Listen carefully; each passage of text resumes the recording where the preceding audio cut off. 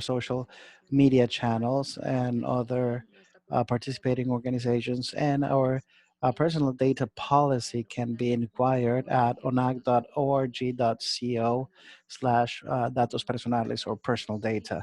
We'd like to thank you to put your cell phone, your microphones on silence and mute, and only enable your cameras when speaking or giving your presentation.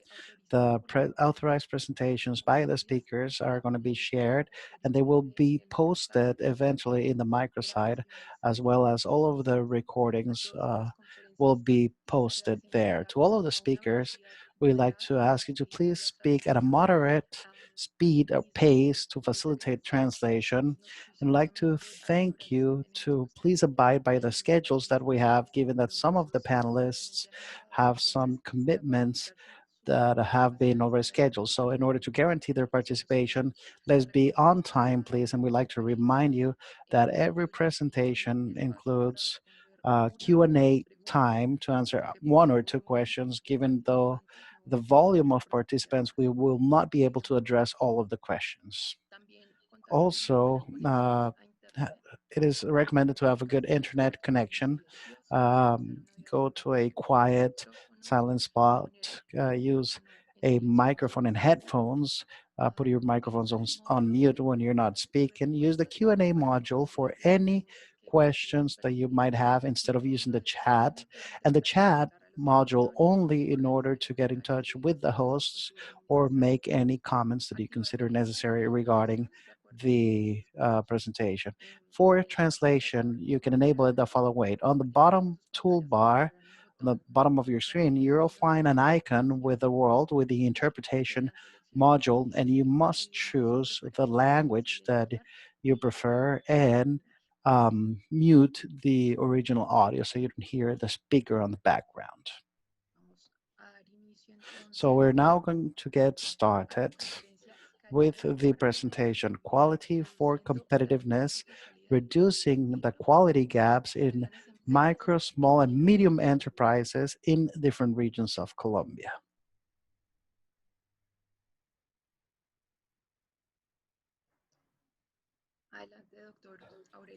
Dr. Aurelio, the floor is all yours. Okay, good morning to everybody. Dr. Alejandro, good morning. Thank you very much for the invite. Dr. Edwin, it's a pleasure to meet in this time frame with you guys. I hope that you are able to hear me and see me. Yes, we can hear you perfectly and we can see you as well. Thank you. Appreciate it. Very well then. First of all, thank you very much to ONAC for this kind invitation where together with the INM we want to share a little bit of the outcomes and the objectives that we've reached with this very interesting project that is called Colombia MIDI. This project has the purpose of contributing to strengthen the quality infrastructure in two particular chains of supply, has, and derivatives in their respective realm of influence. What this project strives for is to contribute to close the quality gaps, in particular through improving the technical and metrological competencies through public entities for the SMEs so that we can comply with the technical regulations linked to sustainable trade that allow us to reach more markets. The presentation is going to be set up. It is basically two sessions. First of all, I'm going to do a quick intro to the project. What are the objectives? What is the main progress of the project, and how this project fits in the subnational system of quality, which is called the SICAL, that is attached to the Ministry of Commerce, Industry, and Tourism as a guiding body for this subsystem. And eventually, I will give the floor to Dr. Edwin, who will dive into the advancements and the features of the project itself. Um, Next slide, please. Very well then. So this project Colombia measures or Colombia Mide is called Quality for Competitiveness, reducing the quality gaps in the micro and SMEs of Colombia. It's a bid by the Ministry of Commerce and the European Union. What it does, it searches to enable the metrology for the supply chains of Hass, avocado, and cocoa. This project is by the PTB, for its German acronym, that has been a great partner of Colombia for the last few years, a partner where we have carried out different projects that have contributed to strengthening the infrastructure of quality in Colombia.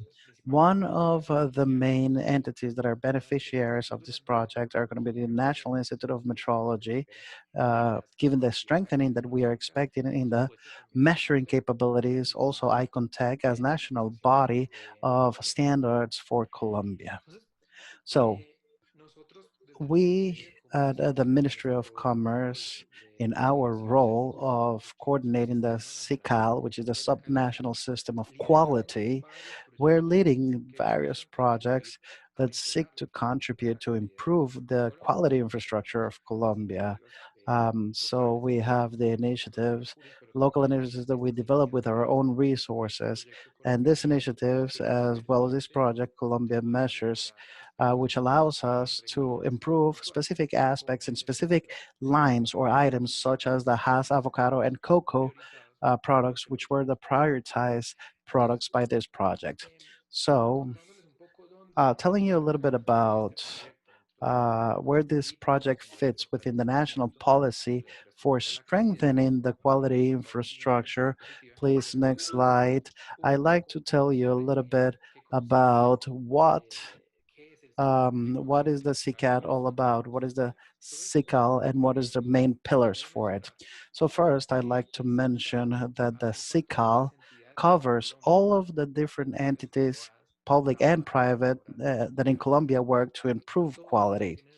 All have an objective, a goal, which is to guarantee that all of the consumers, internal consumers area, as well as external markets, can rely on the products and services that we use on a daily basis.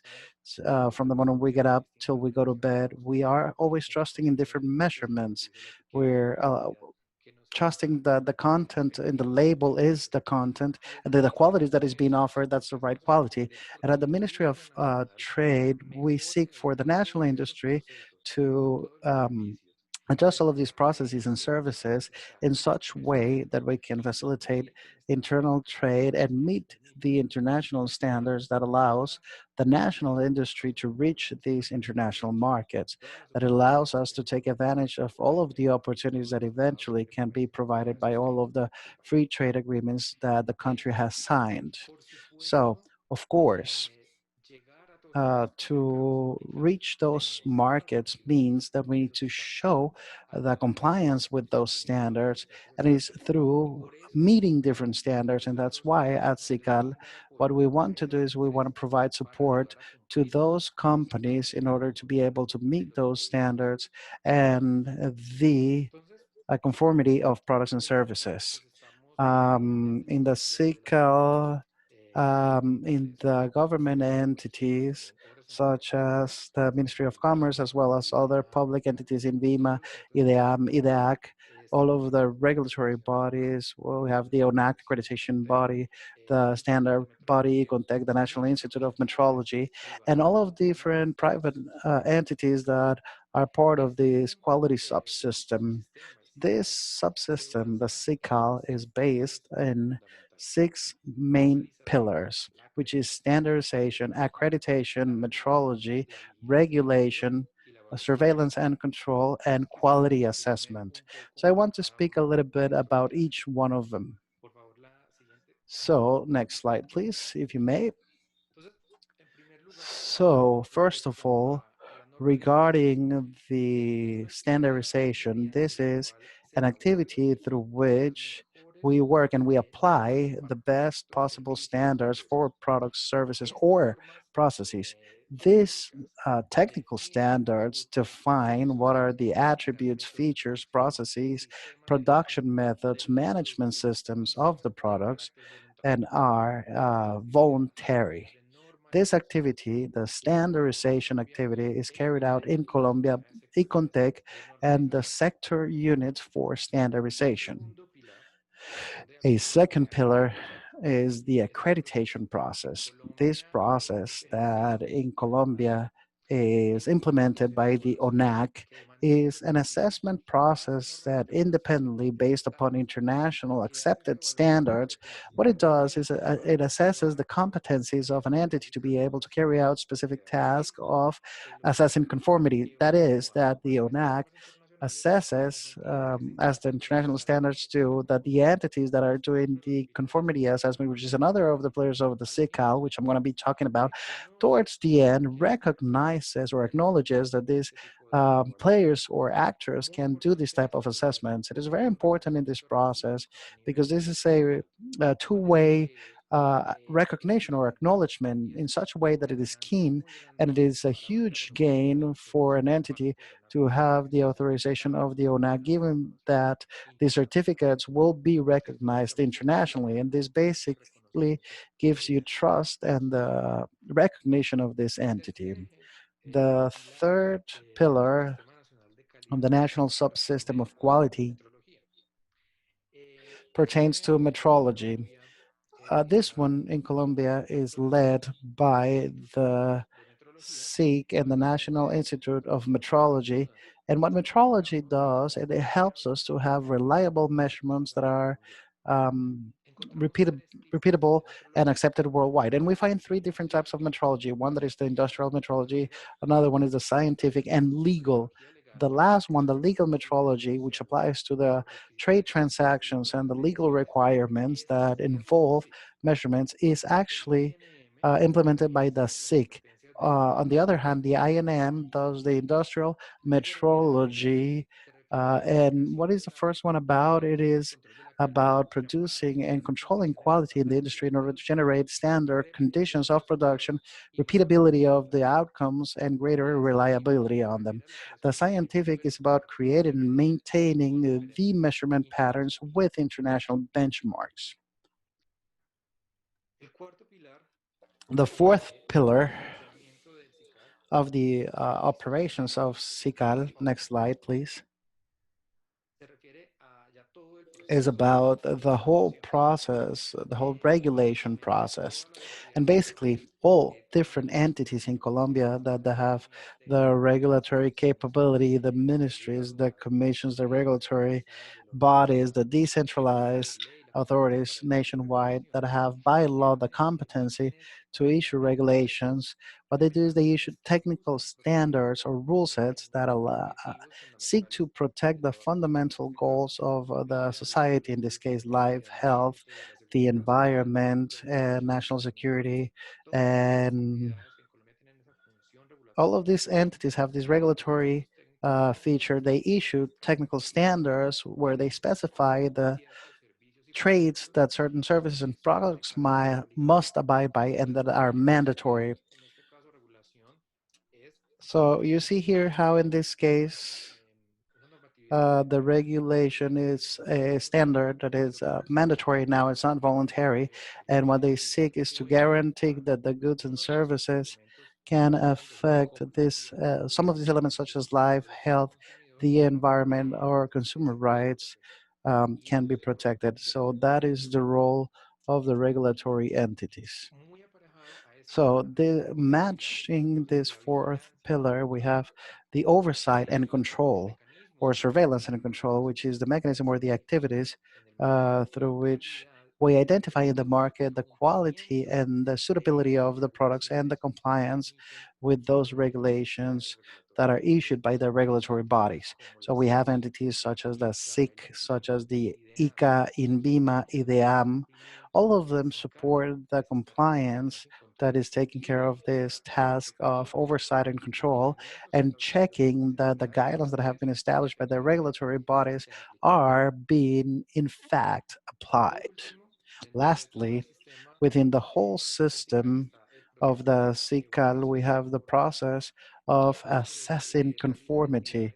And this is the process that entities carry out that are taking care of validating that the goods or services meet the required standards in a rule or a technical standard.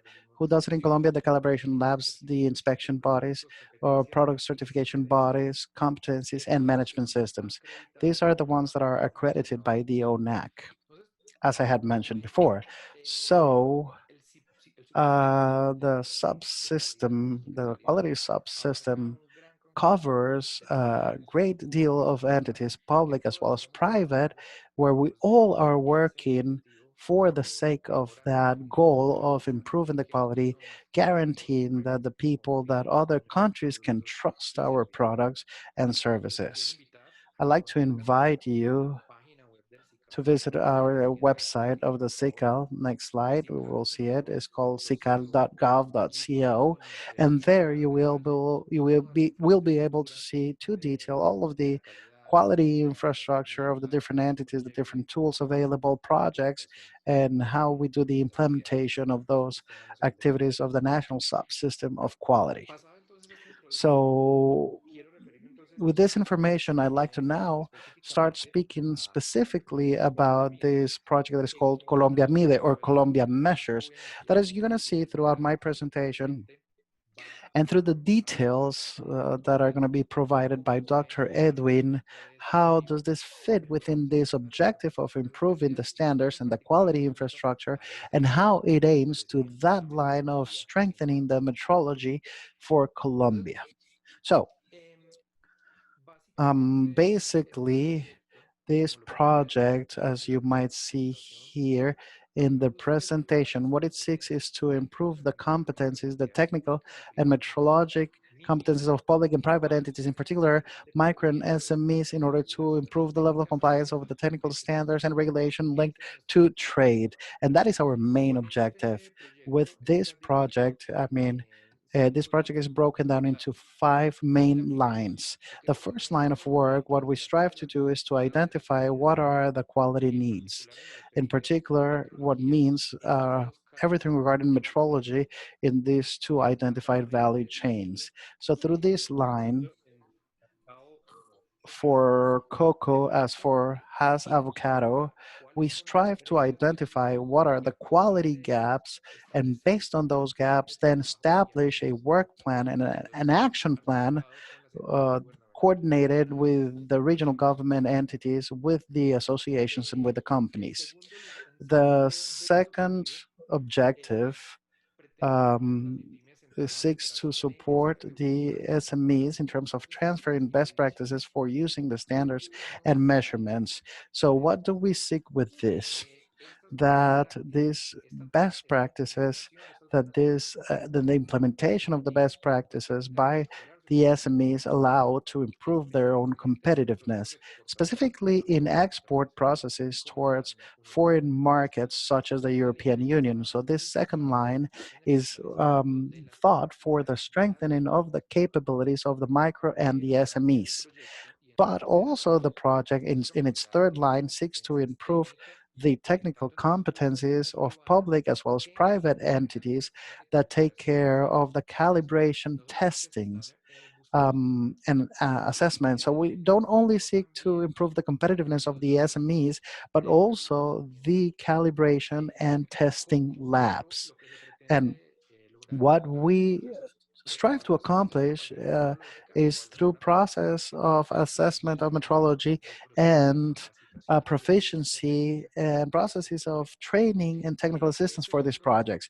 This is a process that is coordinated by the INM as well as international experts. The fourth item has an emphasis on the specific strengthening of the INM, and specifically developing and strengthening that metrological capability. Um, we this is accomplished in the project through the advisory, the measurement improvements and calibrations, so to allow the INM to be better positioned nationwide as well as internationally. In fifth place, The project strives to develop or to support the networks to integrate the different stakeholders that are part of these supply chains in order to strengthen the regional dialogue and the generating of capabilities through quality. As I said before, these two projects have been prioritized for these two products in the provinces or departments of Antioquia, Santander, and their areas of influence. In the case of Antioquia, it is the whole area of influence that goes to Eje Cafetero, Cauca, Valle del Cauca, and Santander has an influence with Norte Santander, Arauca, Boyacá, and Cundinamarca, all of these different provinces or departments. So which have been, as I just explained, this is the map of the areas of influence of both of the projects and what have been the main accomplishments. And here I'm going to just highlight the main accomplishments without going into the details because I'm going to give the floor now to Dr. Edwin. And basically, and the next slide, please, if you may, um, in this first line right here, this first objective of the project that I had mentioned, we've moved forward with defining the diagnosis, the action plan. They have been debated, validated, and they're very soon to be published. And we've chosen already 13 labs for their strengthening on their metrological capabilities. These labs are going to have an interventions as far as the assessments and as well as the strengthening of the technical capabilities. We've already trained 17 stakeholders or evaluators regarding the methodology of the assessment of metrological capabilities. We have prioritized upon 6 technical standards of quality in order to develop them in the project with the support of the Icon Tech. We've carried out already 3 regional dialogues with the territorial entities, with all of the other stakeholders of the supply chains for these two products. We've already carried out 4 different peer assessments and physical services of the INM. And based upon these assessments, what we expect to have is to have a strengthening in the capabilities of the INM and seek the international recognition of metrological services. We've also carried out technical consulting of metrology, chemical metrology, and much more will be stated by Dr. Edwin. He will go into the details in just a moment. I'd like to reiterate once again our appreciation for ONAC, for you, the panelists. Greetings and thank you very much to all of you for being here, for participating in this event. The participants, thank you very much. I'd like to give the floor now to Dr. Edwin that will do a detailed presentation of this progress made. Good morning and special greetings to Dr. Aurelio Mejia, to Dr. Alejandro Giraldo, and all of the other international colleagues, guests from the FDA that are joining us in celebrating the Accreditation Month here in Colombia. As stated by Dr. Aurelio, we are going to continue our presentation with some additional details regarding the different lines of action of the project Colombia Mide or Colombia Measures. I'm going to give you some additional details of the diagnosis. Let's go um, to the next level of details on the slide. So as I had mentioned before, these are some of the aspects that were highlighted as progress for the project, and we have two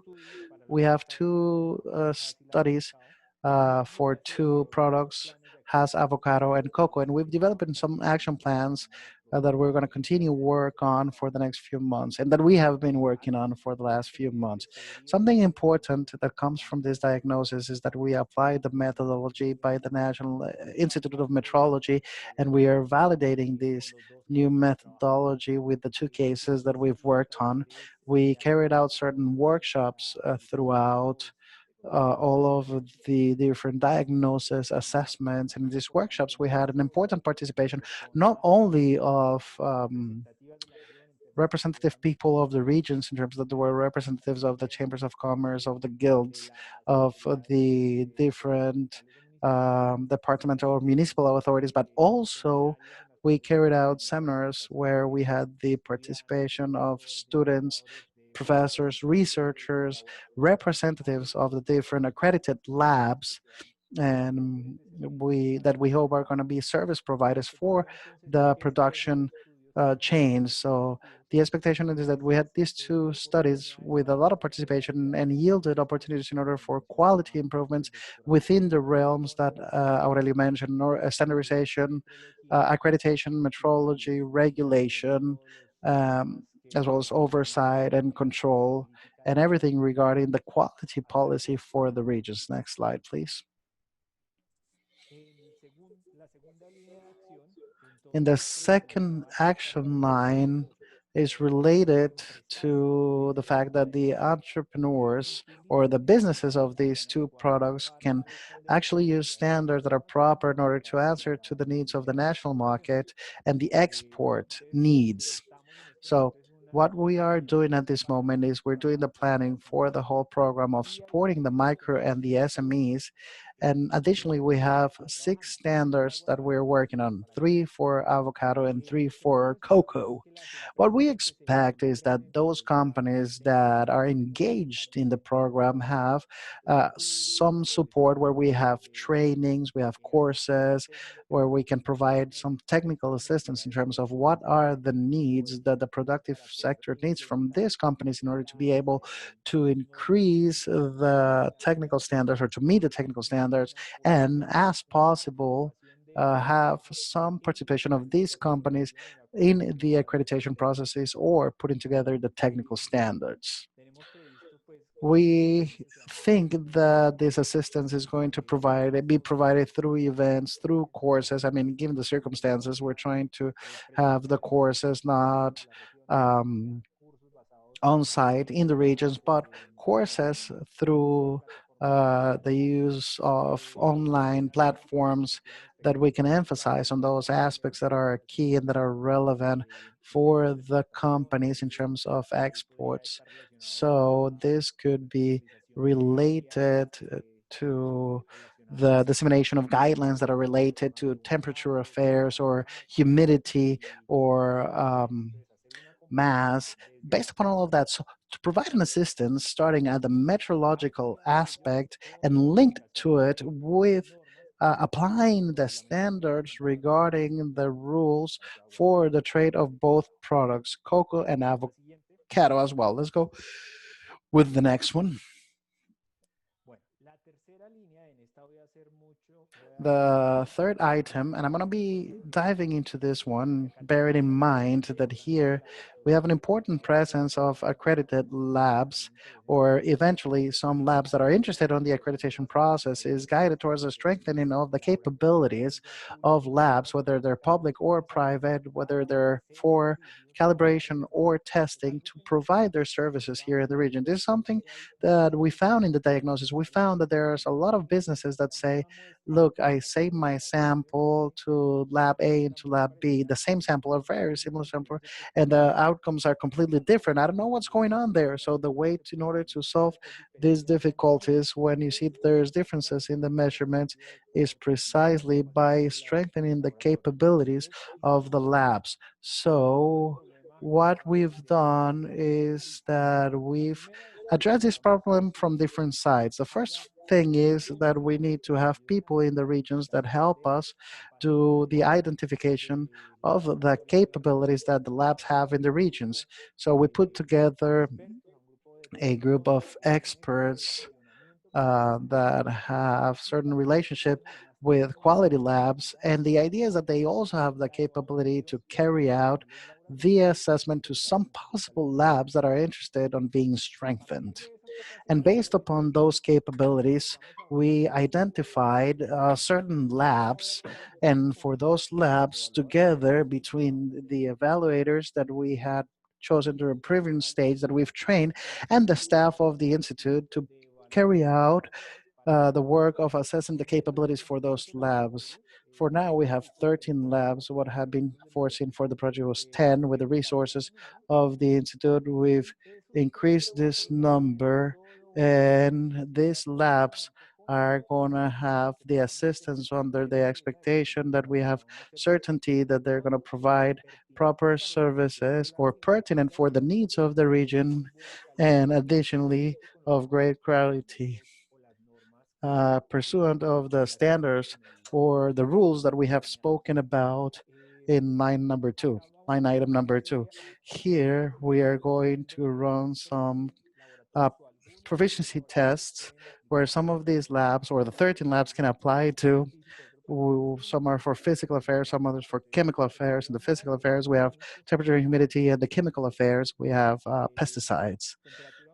So temperature and humidity is a magnitude that applies for many chains. So we're not just expecting to solve some of the problems for avocado and for cocoa, but also we can generate some capabilities that can have or that can be used, can be applied by many other products. And as far as pesticides or plaguicides, pesticides apply for avocado, but for any other fruit actually that we are thinking about exporting as well. So aside from the proficiency testing, the labs will also participate in some courses for general metrology where we are looking at basic concepts of metrology, the statistical methods, uncertainty methods, and some specialized courses where we expect to have the validation of the chemical analysis methods, traceability of the temperature at the labs for calibration and testing. So here I would like to also do some advertising, and is that the National Institute of Metrology doesn't provide services directly to the industry, but it does so through the different labs that have been accredited or that have the testing already accredited. So this component of strengthening the labs is the way how we expect we can trigger, we can expand the metrology affairs throughout the regions.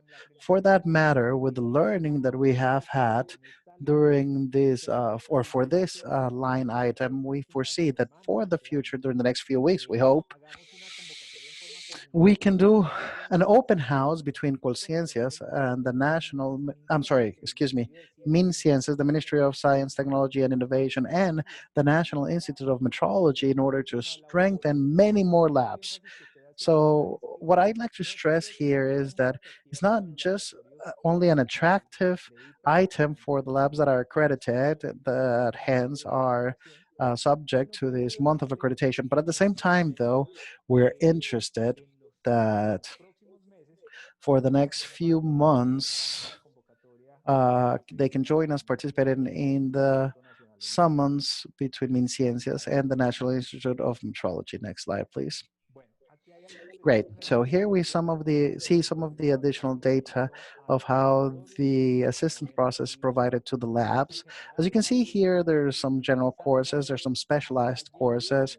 There are workshops. Additionally, these workshops have been foreseen so that whatever they learn on the specialized courses can be applied to the labs given the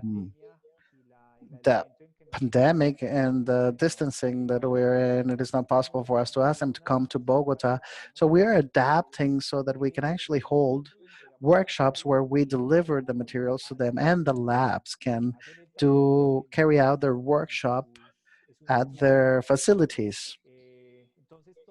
So all of these, we're working on all of this, uh, aiming to adapt to the new circumstances where we're in.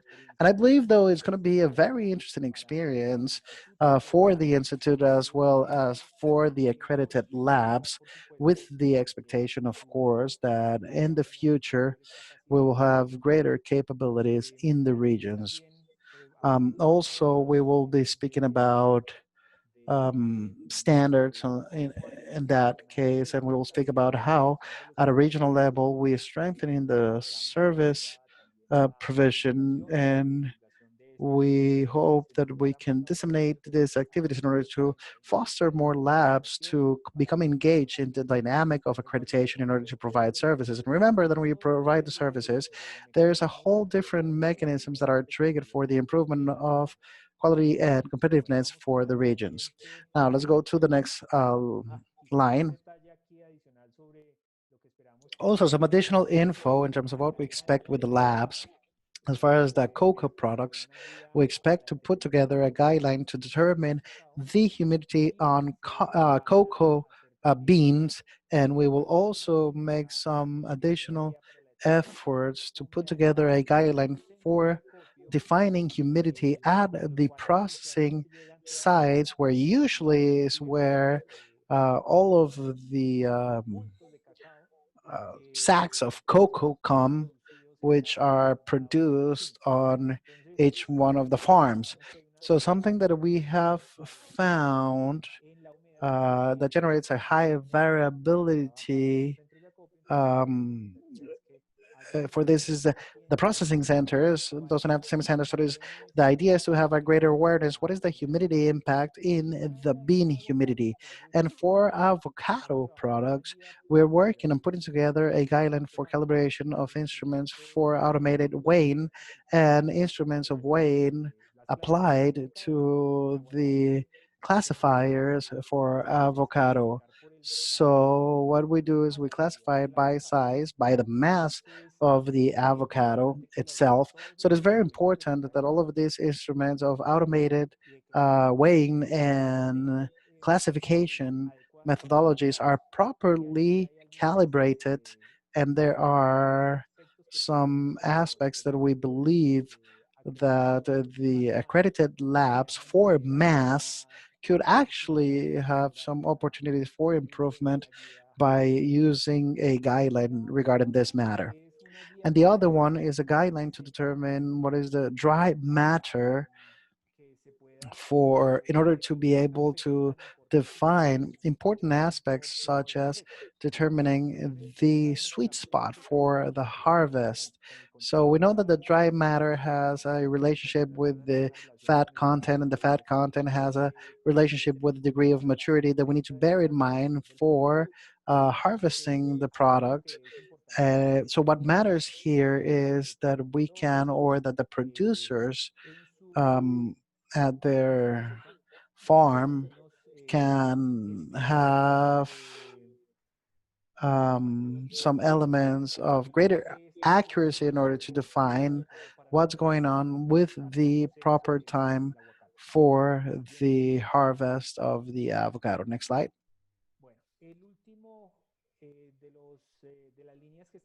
The last one of the lines, which is related to technical affairs, is this one about strengthening the National Institute of Metrology. And for this matter, we've created an identification or a validation of what is the magnitude or the physical chemical properties that need to be considered for the project.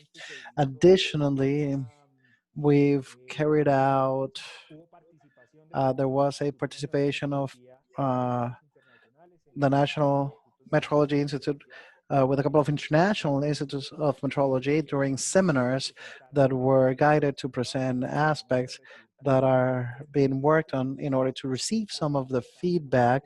And we're participating on a comparison for temperature. This is the ad that is in the bottom part. This comparisons is the one that the Institute does with other national institutes of metrology under the expectation to search the recognition of CMCs or improving the uncertainty with which we report our CMCs. We have foreseen peer assessments. These peer assessments are the mechanism through which we can provide support that we are having a proper quality management system in terms of metrology, and that we are doing the necessary training between the different entities of the Institute. We have about 14 countries that are interested in this comparison, intercomparison, and we are working on the classification of the item that is going to be used for the intercomparison. Next slide, please.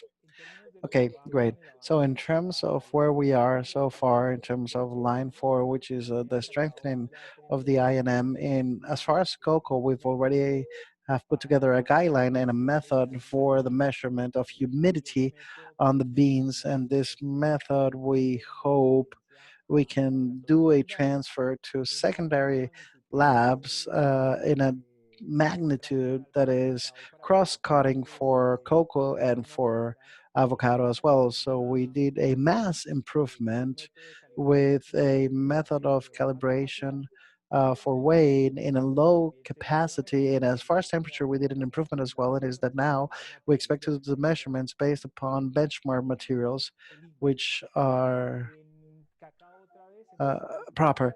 As far as cocoa, the chemical dimensions, we expanded the proficiency testing for heavy metals, and we expect that from here on out, we shall be working with an improvement of the uncertainty levels and including lead as another material or as another measurement for the cocoa supply chain. And as far as avocado, we have a new method for pesticides, a development of a guideline for total fat. And we hope that that, as always, can be brought into secondary labs and a guideline to implement measurement method for fat percentage. And the last one is a proficiency test in water that is going to collect the experience that we have in this matrix for the upcoming years, for the next few years. Next slide, please. So the last line, this is not a technical line. We consider it is a sustainability line, and this is how we expect that the quality matters are set within the public policy regionally, and these are the dialogues that we carry out with all of the regions. We had chats with the whole SICA, engaging different representatives of the regions. And this model has been brought to many other regions online because of the conditions of the pandemic. So we put together 6 or 7 regional dialogues within the last 3 to 7 weeks, and there was a presence of the regional authorities, of course. The accredited labs participated, the different chambers of commerce, the regional commissions of competitiveness, also businesses, exporters that are looking into how this quality matter affects them, how can they improve the conditions in order to receive services, and eventually to identify what are the capabilities required for the regions. Hence, this has been a very interesting outcome, and it also serves as mechanism in order to invite the accredited labs to participate in the strengthening processes that are taking place around the project. Next slide. And here we give you the contact info. We have a new site for the project Colombia Mide, where you can see all of the details. It's colombiamide.inm.gov.co. And the focal points are Laura Lopez, the national coordinator of the project. And through the institutional email of the INM, you can pose all of your questions, ask us any questions, and also find out in this way or keep in touch regarding anything or everything that is going on in the project. Thank you very much. I'd like to reiterate my appreciation to Dr. Alejandro Giraldo for this highlighted organization of the Quality Month, the Accreditation Month. Thank you very much, Dr. Edwin, Dr. Aurelio, for your participation. It's a very clear presentation to see how we've accomplished to break those barriers in order to go into the international markets to be able to provide the services of the infrastructure of quality of Colombia with international recognition and validity throughout the world. I give the floor to Angela in order to give us our next speaker. Okay, we're going to ask the audience if the audience has any questions first. We have a couple of questions that we can answer, but at this moment in the Q&A module or Q&A panel, we don't have any at all. So if there's somebody that would like to ask a question, you can do so through the Q&A module.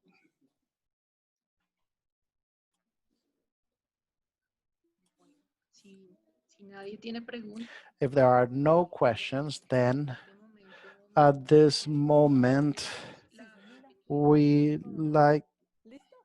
¿Sí ves? Temprano en la mañana nos va muy bien. Oye, mi alumno se me perdió.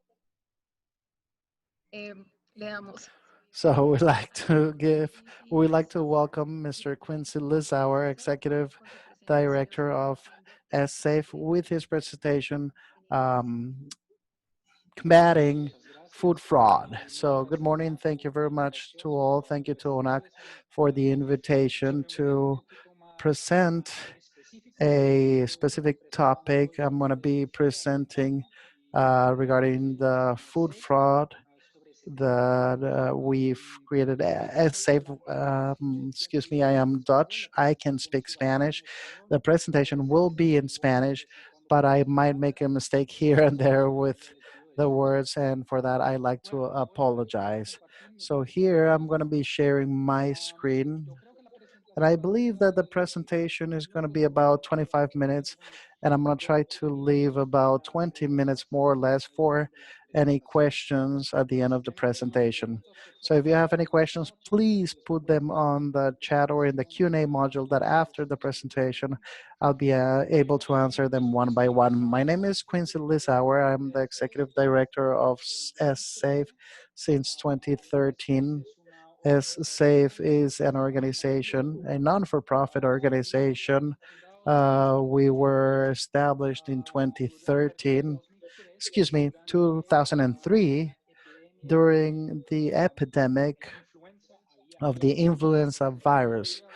So today with COVID-19, it's very proper for SAFE to continue operating and working in order to strengthen the supply chain, the food supply chain, through our public-private partnerships. We are a membership body. We have a total of 10 members at this moment, and these are 10 big members of the food sector.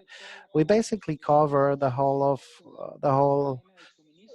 supply chain from the farm in companies such as Cargill and Keystone, now part of Tyson, all the way to table food in companies such as Compass, Djibouti, and McDonald's, and huge manufacturing companies such as Kerry, Coca-Cola, Danone, Kellogg's, just to mention a few.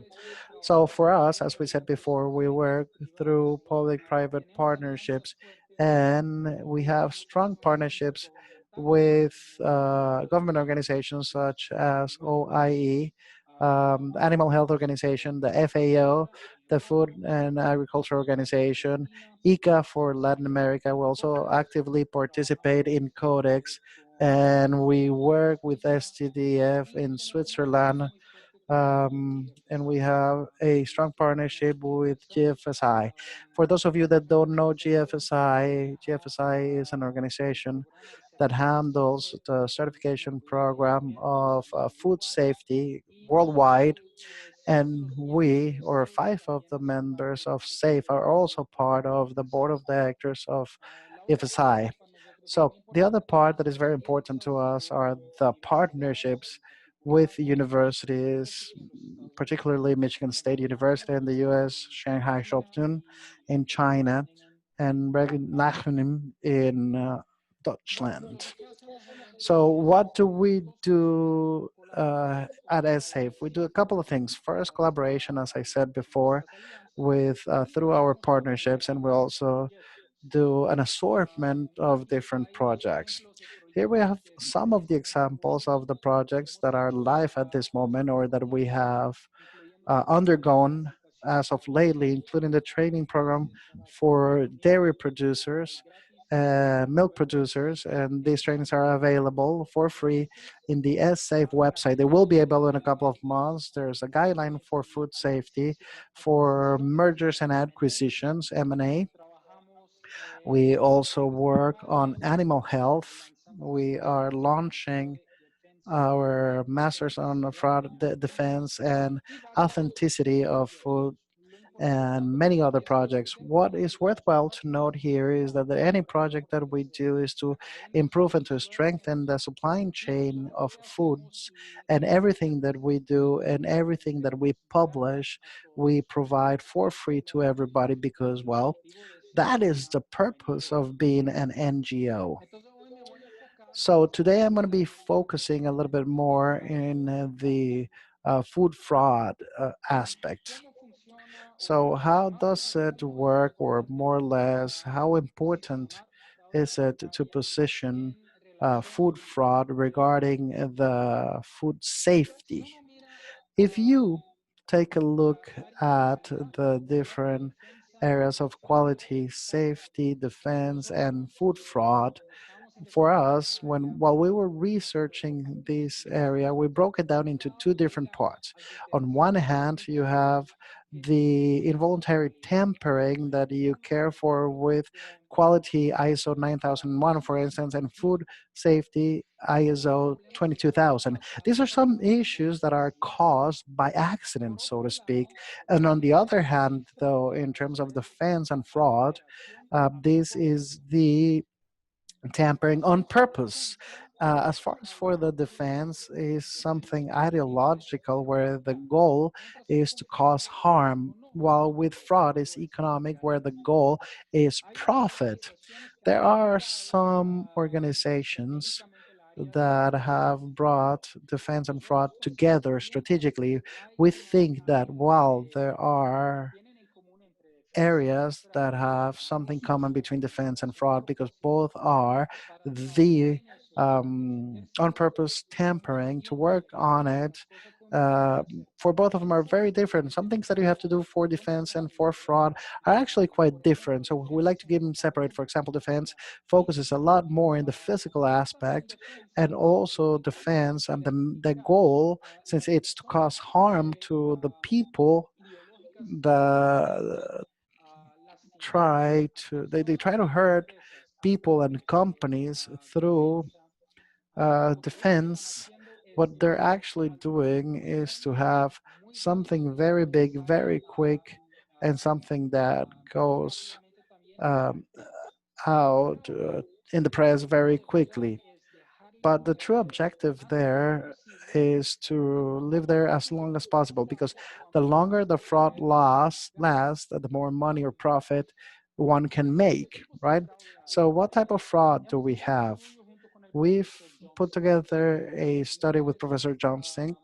He's one of the leaders in the world in terms of food fraud, and we have discovered about seven different areas. One, substitution. Two, mixture, mixing melamine, for instance, in powdered milk. Also changing the information of the labels. It might be about the ingredients or other things. Selling excess of production without reporting it, adding ingredients that have not been reported as well. Um, Trademark copying, for instance, you put water in a bottle of a certain brand that is well known, and you seal it once again. And finally, diluting. For example, adding water to certain products, for example, to orange juice, in order to make more profit, to turn a greater profit. So these are just some of the examples that you can see regarding fraud. Here I'm going to show you a quick video, and I hope it works, of a recent fraud that took place about 5 to 6 years ago in Asia. So here you can see a person that is removing plastic from big plastic bags and placing it within a machine, putting it in a machine.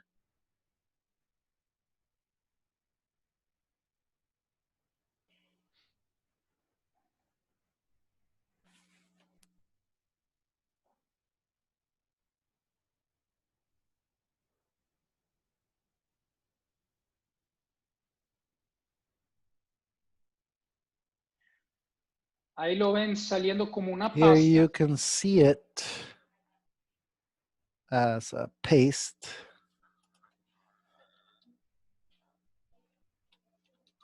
y ahí estiran la pasta, And here, lo they empiezan a stretch the paste, they cool it down,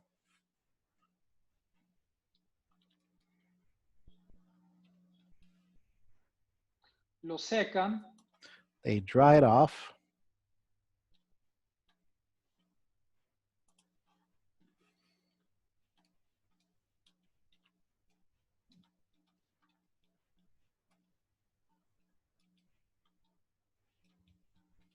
entra la última parte de la máquina then it goes to the last area of the machine,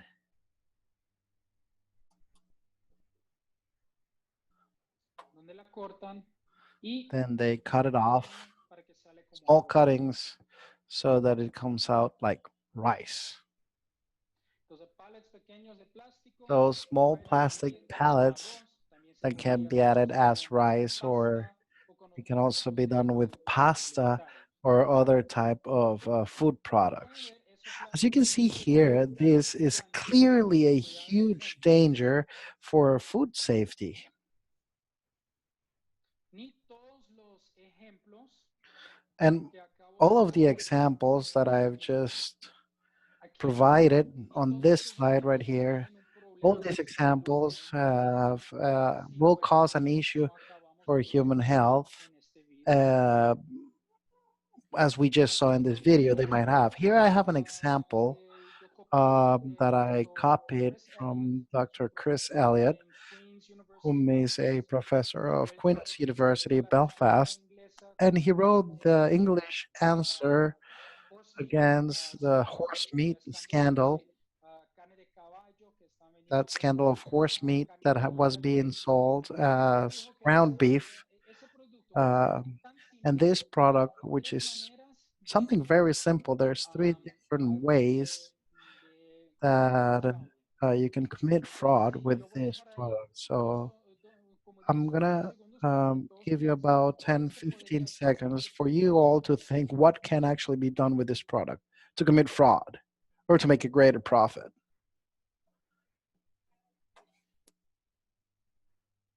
Bueno, primero se puede cambiar el azúcar. So first of all, the sugar can be replaced. Then you can replace also the colorants. And thirdly, you can actually commit fraud also in the stick. So that is not food grade, as we say in English, it's not food grade material. So you see simple products where there's already three ways of committing fraud. Entonces muchas So organizaciones a están lot of trabajando organizations are para combatir el working fraude, más que to todo después fight fraud, and de los especially problemas en Inglaterra. after the issues in England Carne molida, with the ground beef, horse ground beef, and in China with melamine que agregaran added leche. to the powder milk. Aquí se ve un ejemplo de So varias here we see an organizaciones que están example trabajando of para various combatirlo. organizations that are working around initiatives to fight food fraud. ¿Qué So cosas hemos visto what else have de we seen fraude? that there's fraud around in terms of basic products or commodities, as we say in English? Well, that figures come from CERNIS that have a database of food fraud, and you can find it at foodfraud.org. And between 2000 and 2009, they found that mostly in dairy ingredients,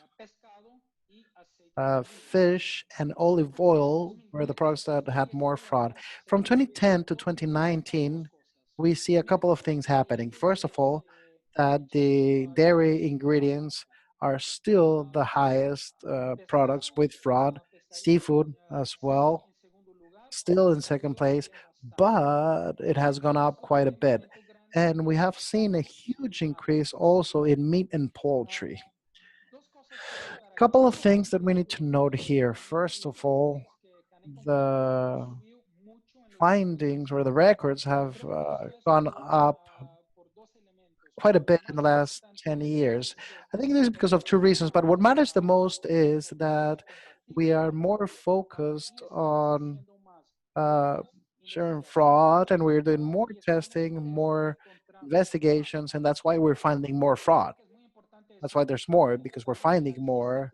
And I like to say that food fraud exists ever since human beings started producing food, from the bread, for instance, where they added other products, wood products to the bread. In Germany, in 1500 something, they had already put together some standards in order to protect the production of beer. So it's nothing new. Food fraud is not new, but we are finding it more and more, however, because we're trying to search for it more, of course.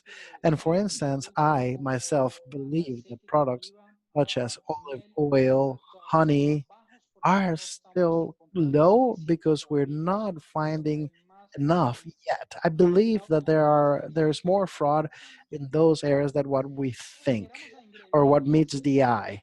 If we look at the ingredients, once again, 2000 to 2009, 2010 to 2019, we see milk, once again, the highest ranked product to have fraud. Oils, olive oil, for instance, extra virgin and regular olive oil are quite high. Honey as well, and meats and chili powders and turmeric, which is a species.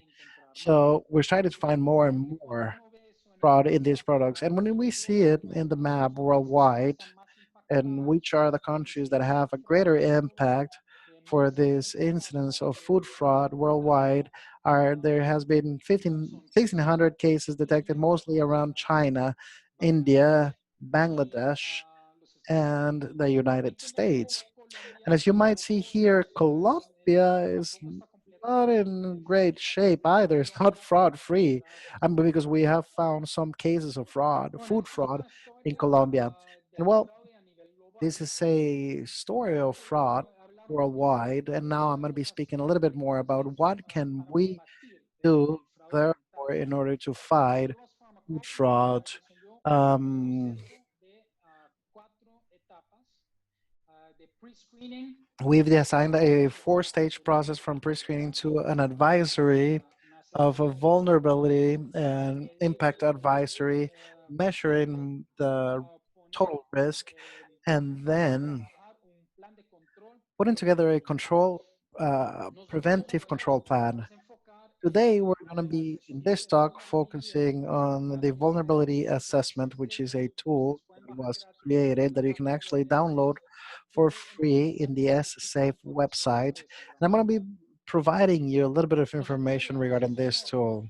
We've created this tool in a response to the new requirements of GFSI, not so new anymore. They were published 3 years ago, which are two specific requirements. The first is that for an organization to have or to carry out a vulnerability assessment for food fraud that is documented in order to identify where are the vulnerabilities and in order to prioritize on the mitigation measures.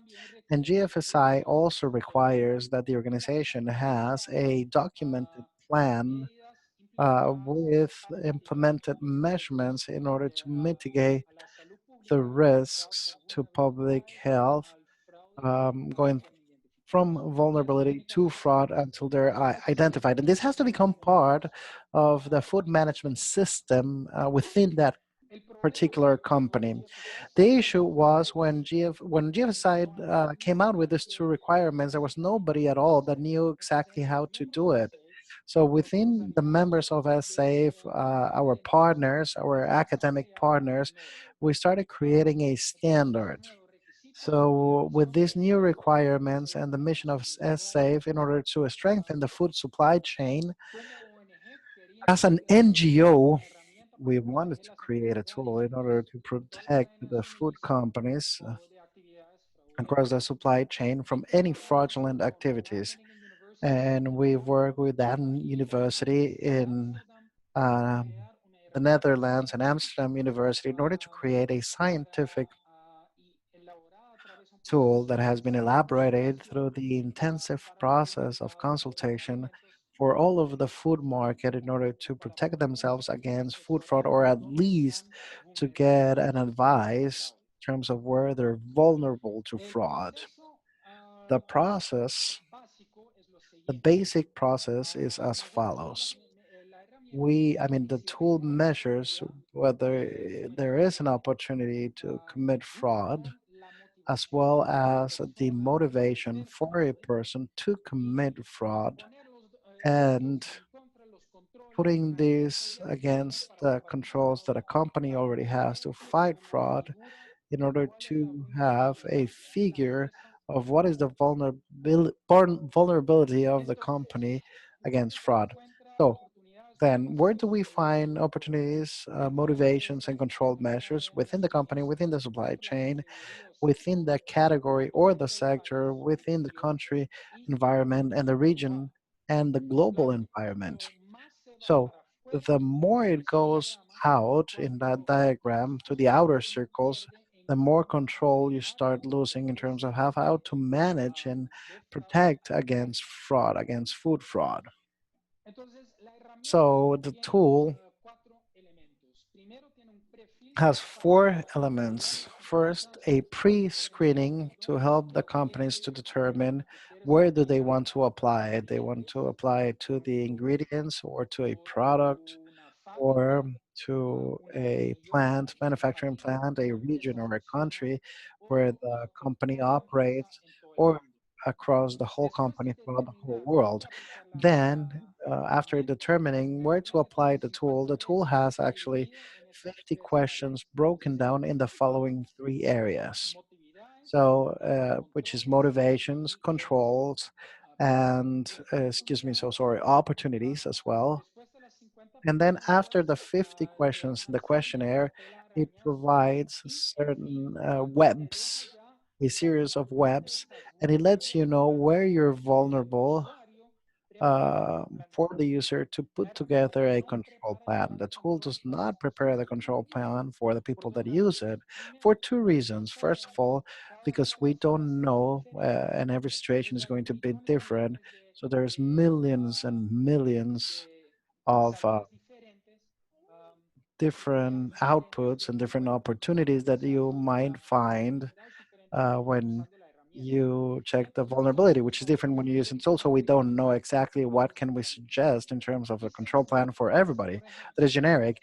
And second, nosotros because if, for instance, for recomendamos us, un plan de let's control para say if we alguien suggest a que control plan for funciona, somebody that doesn't work nosotros eventually, tenemos then we will have a liability, un problema and it will de be a economía problem con for us, or economic issue with implementación. the organizations that are Pero putting la together preparación en a sí control plan. So depende del usuario, as far as depende drafting it, it depends on the user, not on us. But with the webs, you will be able to find where you need to go in order to protect yourself hicimos un from food fraud. proyecto We piloto actually aquí did a pilot project con here in Colombia with Puro para los que Colombia. no conocen Puro For those of you Colombia, that don't know Puro revenues Colombia, de 4 millones de Puro dólares Colombia en has revenues of $4 million, 50 dos employees años en in Colombia. two Solamente different producimos plants in productos Colombia. They only produce two products, aguardiente and muy rum. poca exportación para Colombia, Very little para export. Estados Unidos, China, Canada, and the US, a little bit. And the ingredients are usually local ingredients. They have very few vendors with whom they have a good relationship, actually. And the only part of the product that is imported are the bottles that come from China. Entonces, después de hacer, de responder las 50 preguntas que hicimos a nivel de la So after empresa, asking the 50 questions that we did throughout the whole company, we can see dónde más o the menos web están diagrams, and you can see where they're more vulnerable. más Here afuera, we see the la parte spots on roja, the outer y sides in the red los otros parts puntos that that's where they're more están vulnerable. In the más green afuera, es points, en which donde are in the tienen outer los mejores circle, controles is y where they mecanismos. have implemented the best Después controls de in the hacer un company. análisis, ellos After determinó the analysis, mitigación they en decided to seis put partes. together a mitigation Mejorar plan sistemas de in six different trazabilidad parts to improve the obligatorios, traceability preparar systems un within the código company, ético put together an para todos ethics los code and a empleados, guideline for all of the desarrollar employees, un then sistema de developing denuncia a como anonymous se dice en report inglés, un whistleblower system, a system, y whistleblower system, as we ah, say, that they didn't have before, then implementar checking nuevos checking the contracts and implementing new requirements in order to strengthen in the food safety system within, and also by implementing controls to the suppliers and the vendors and anti-fraud controls with this, then requesting all of the vendors to use the same tool, FFVA, and lastly, putting together a contingency plan in case that something happens with fraud and training all of the managers for crisis management. So why to use the FFVA? Well, it was specifically developed for companies that have to meet the GFSI requirements, but it could also be used if you're not just yet certified by GFSI. It helps you identify the vulnerabilities, but it not doesn't provide mitigation methodologies, and it applies for any type of food company at all. Produces a report that is part of the food safety management system, and it's available for free in 10 different languages directly from the SSAFE website. So after using the tool, what can be done? Well, working along with the PwC consulting company, the first step that we speak about here is to analyze the vulnerabilities, the impact, and the risks of those vulnerabilities, and then advising the suppliers. The second step would be to implement control programs in order to strengthen and to better protect themselves from food fraud. First of all, the critical control points, as Parasure has a program, then supply chain management programs, also tests in labs of the products and ingredients, and many other different control programs that you can put in place and you can kick off. And as the third step is continuous improvement by implementing controls, carrying out a crisis management rehearsal or simulation to see if fraud does occur within the company, what shall I do? And thirdly, to train the employees and the vendors as well. Um, at the end here, I have a slide where you can find more information. You can find that in the SSAFE website, the Wageningen University, the think tank that was created by Professor John Steng in MSU, the certification organization BSI that has a free standard regarding fraud and defense, which is the PAS 96 that can be easily downloaded from their website. The English government, DEFRA, have a lot of information in foodfraud.org or Food Authenticity UK. These are some of the other resources to find more information. You can find mine much more because there are many other consultants that work in this area. And with this, you need to be careful to see what they promise and how much they charge. So as I said, to summarize, food fraud is not anything new, but it is gaining more and more importance, especially in big companies and also with the authorities and the governments. Codex, a lot of governments are working in the process for new standards to fight fraud. So as a company, it doesn't matter if you're big or small, this is common and is going to continue growing. Something is not something you can avoid. There's a lot of different tools and different organizations, consultants that are working in the fraud system. It is important for you to choose the right tools and the consultants um, that can help you the most regarding the food safety strategy of their own company. It's very important for you to choose the right tool because there's a lot to choose from. Lastly, why is food fraud important? Because the companies need to be protected from fraudulent activity in order to protect the customers and the consumers, protect their brands, and in order to meet the customer requirements, the legal requirements, and the regulation requirements in place, new and the ones that are to come. That's about it for me. Thank you very much. This is my email. If you have any questions later, perhaps we don't have enough time to answer right now, you can email me at your convenience. You can also find me through LinkedIn or through any of the social media or the SAFE website. Thank you very much. Quincy, we do have a question for you for regarding your presentation. The tool applies then for to identify the hazards in order to eventually do the assessment of the risk that are already within the user. Is that right? Yes, that is correct. All right. That was the question. Thank you very much, Quincy, for your presentation. Now we're going to take a 15-minute break and we will resume after the 15-minute break. Thank you very much, Quincy. Great to have. Oh, no, just a moment, please. Looks like there's more questions. Just a minute. They were writing the questions now. How can the final consumer identify or know which product that you're acquiring is fraudulent or not?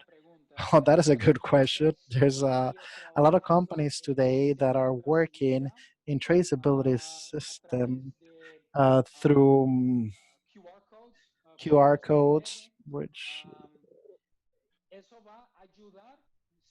is going to help most likely the consumers to protect themselves and to reduce the likelihood of having fraud committed in your food products. We've seen the same also with blockchain, and many times you have QR products that work through um, blockchain technology. The problem still is that though that there are some spots and moments throughout the supply chain, food supply chain, where people can interact with the product. One of the very interesting stats coming from Amsterdam University of Criminology stated that around 70% of the fraud is committed within the company itself. That is mostly by the company employees, 70%. It is they themselves that commit fraud, is not on the outside of the company, is within the company. So you can put a QR code in order to have the traceability of the product from start to end. But if a company within the plant is doing something, for instance, stealing part of the ingredients or the product and mixing it with another product, that is going to be very difficult to manage, to handle. And also for the consumer, on the label, you're not going to be able to find this. So that's why it is so important for us to continue as the food sector working at it to have the proper internal and external control systems as sound as possible in order to still continue fighting fraud. There's another question. What do you believe there why do you believe there's a high percentage of fraud in the dairy sector? Well, I don't dare to say because, to be honest with you, I don't know, of course. What I think, however, is that the dairy sector is very wide, very broad, very big, very global, and it still operates through a lot of SMEs and micro companies. So there's a lot of opportunities throughout many areas of the world to be impacted. But scientifically, though, I haven't seen any studies of why is it that the fraud is higher in the dairy sector. What I say though is as follows: if you work on the dairy sector, well, that I mean, food fraud is something that you need to focus on. You need to pay attention to. If you don't, and we've seen what has happened with melamine, something very dangerous. So you need to keep an eye out for that. One of the things that has an influence on fraud as well is the price change. Mostly prices of primary products or commodities. It is very important for when you see, for instance, the ups and downs, quick ups and downs of prices for a commodity. There is a good likelihood of a person that has a motivation of committing fraud. Great. One last question and a couple more in the chat. Maybe you can answer in writing in the chat so that we don't take too much time. This one that we're going to answer to orally is, what is the sector of food where you've identified more fraud? Milk and dairy. Milk and dairy, yeah, by far. It still is milk and dairy. I mean, there's others, just such as oils, honey, products that have high value that are very easily exchanged. So this is where we see a greater deal of fraud taking place within the food sector. Thank you very much, Quincy. So after the break, we'd like to invite you to answer the questions that we have in the Q&A module in the chat. We invite you to take a break and we'll see you back at 10:45 so we can resume our FDA with our FDA presentation. Thank you very much. See you back in 15 minutes. Buenos días. Morning. Buenos días. Morning. Tiene cerrado el micrófono, Dr. Burr. Mr. Burr, your microphone is on mute, just in case. How about now? Does it work now? Good morning. Good morning. In 15 minutes, we start the conference. Alejandro, se te escucha lejos. Casi no se te escucha. Alejandro, we hear you very far away. We can barely hear you. Can you get closer to the microphone? Yes, yeah. Now, better, yes. Start in 15 minutes. We are in the break. And in a couple of minutes, we will start the conference. So, Dr. Burr, in 15 minutes at 10:45, we will start your presentation. We're in a quick break right now, okay? Okay, this is Doris speaking. I just want to test my mic just to make sure that you can hear me. It's perfect. Great, thank you very much. Don, could you speak? Sure, and I think Dory is also going first in terms of the presentations, right? Okay, perfect. The sound is perfect. The video is perfect. Thank you very much. So Don, during my presentation, Yeah. the rest of you will go ahead and turn off your cameras and then turn them back on. You'll turn your video back on when your turn. Is that the way we do it? Okay. Yeah. So I think that's what they said.